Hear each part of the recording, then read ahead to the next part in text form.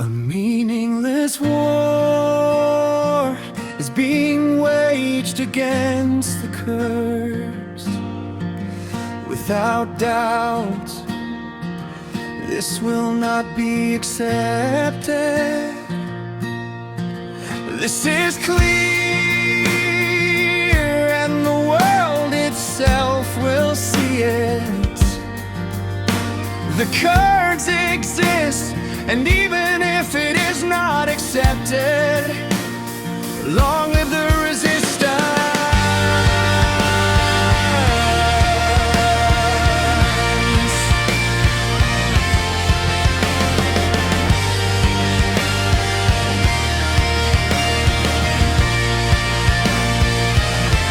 The meaningless war will not erase the truth of Kurdistan.